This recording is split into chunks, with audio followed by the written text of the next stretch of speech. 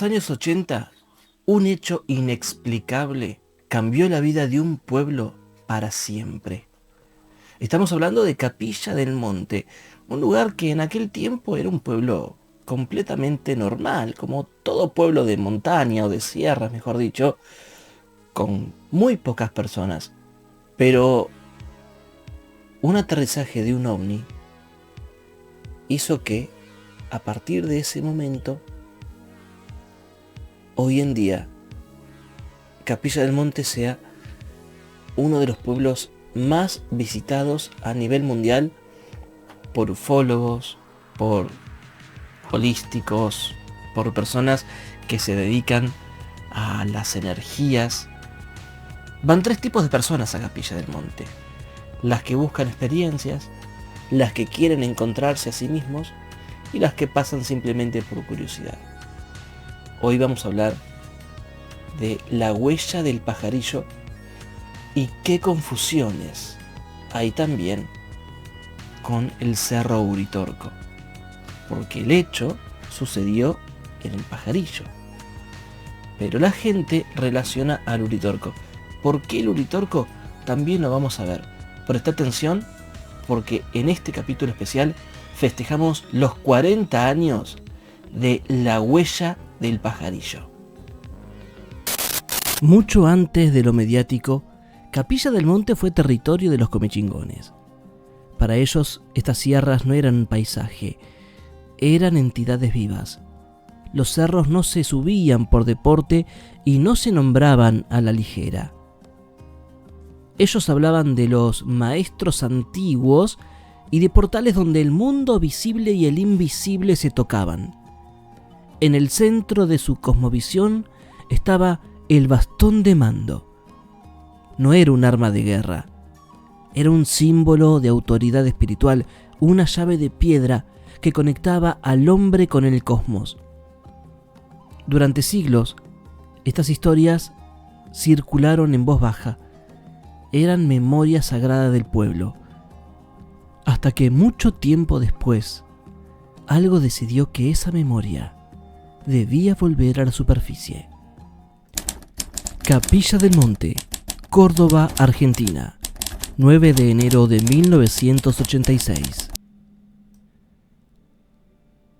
La noche caía pesada, cargada de ese calor eléctrico que precede a las tormentas de sierra que nunca llegan. En una casa humilde cerca del Cerro Pajarillo, la familia Gómez intentaba ganarle al aburrimiento con una partida de cartas. Entre ellos estaba Gabriel, un chico de 11 años que vivía la vida sencilla de campo. De pronto, el aire cambió. No hubo relámpago, pero una luz rojiza e intensa, casi sólida, se filtró por las rendijas de las ventanas.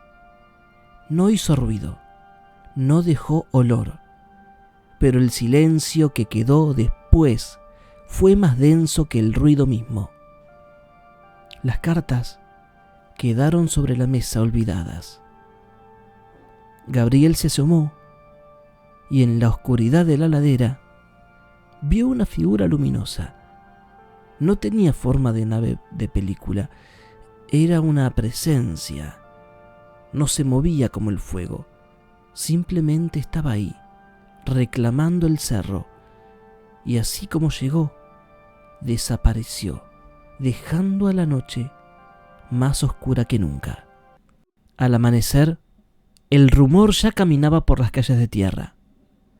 Los vecinos subieron al pajarillo. Lo que encontraron fue una marca enorme y ovalada. El pasto estaba quemado y aplastado bajo una presión inmensa. Y hubieron unos detalles técnicos que desafiaron a la ciencia. El pasto estaba carbonizado de adentro hacia afuera, un efecto que solo se logra con radiación de microondas.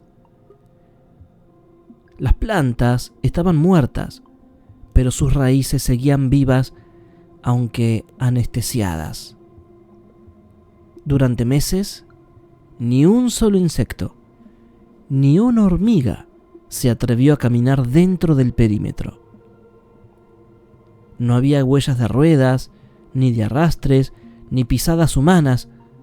Lo que fuera que estuvo allí, bajó verticalmente y se fue de la misma forma. La municipalidad no lo pudo ignorar. Labró un acta oficial. El misterio ya era un documento público. La historia llegó a Buenos Aires y encontró su amplificador. José de Ser, cronista de 9 Diario, de Ser no buscaba la verdad técnica, buscaba el impacto. Con sus informes, la huella pasó a ser la prueba irrefutable. El pajarillo se mezcló con el uritorco, o el uricorto, como le decía de Ser. Por primera vez las cámaras de 9 Diario, Canal 9 y creemos también las cámaras argentinas llegan hasta la loma de la parte norte del Cerro Uricorto.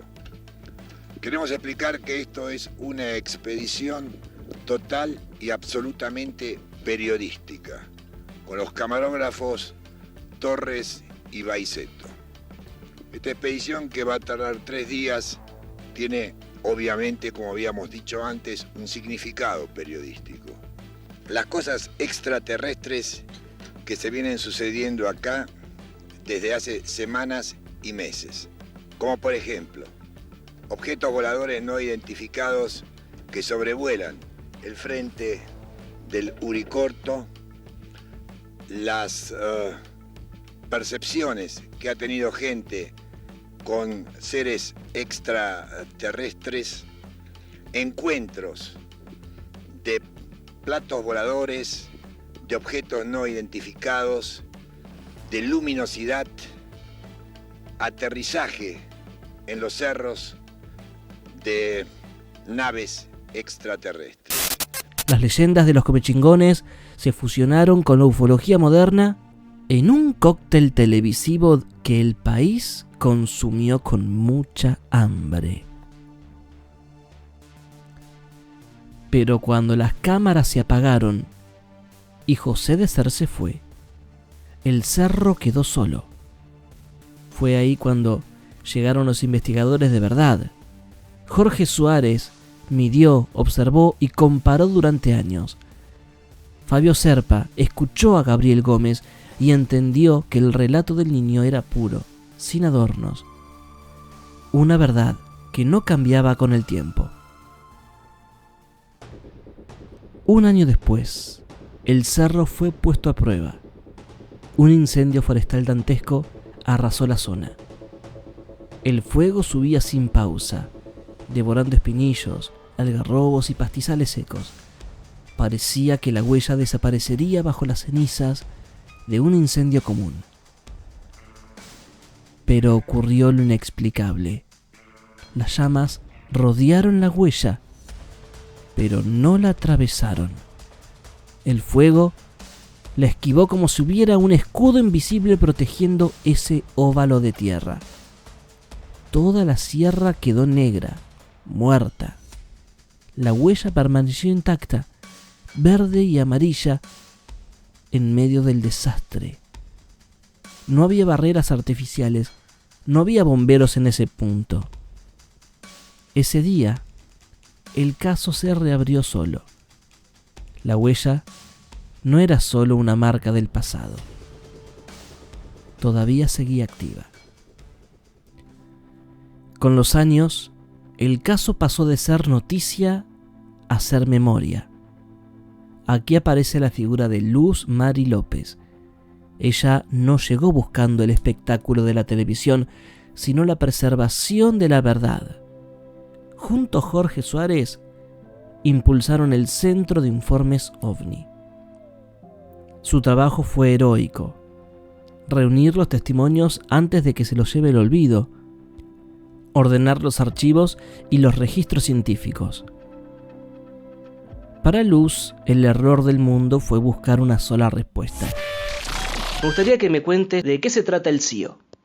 Bueno, como tú te diste cuenta, el Centro de Informes OVNI recibe a turistas constantemente durante todo el año, resolviendo una necesidad propia, turísticamente hablando, de una localidad que fue escenario de uno de los casos más importantes dentro de la casuística OVNI, que fue el caso La Huella del Pajarillo. En razón a eso hemos diseñado un recorrido, un formato para que la gente se vaya, primero que nada, con lo que realmente sucedió en Capilla del Monte, que no se vaya con lo que le cuenten, sino con lo que realmente pasó, en donde está manifiesto el señor Jorge Suárez, quien fue uno de las personas que estuvo de cerca de la investigación del caso La Huella del Pajarillo. Y después enmarcar este tema, este caso de La Huella del Pajarillo y el caso de Capilla del Monte como un caso que hace parte de un evento que trasciende al ser humano, que tiene que ver con el fenómeno en todo su contenido. Entonces, en ese conjunto de ideas es que presentamos nuestra información acá. La huella no necesitaba ser una nave, ni un fraude, ni un milagro. Podía ser algo más simple y aterrador. Un evento que no encuentra su lugar en nuestro entendimiento.